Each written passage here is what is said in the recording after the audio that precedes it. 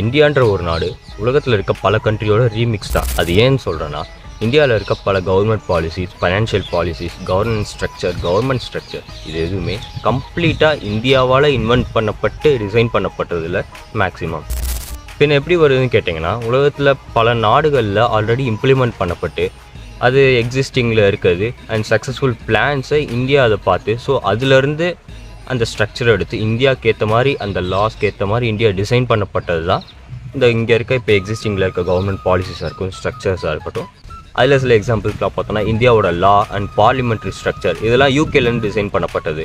இந்தியாவோட fundamental rights வந்து USA, fundamental duties USSR which is Soviet union,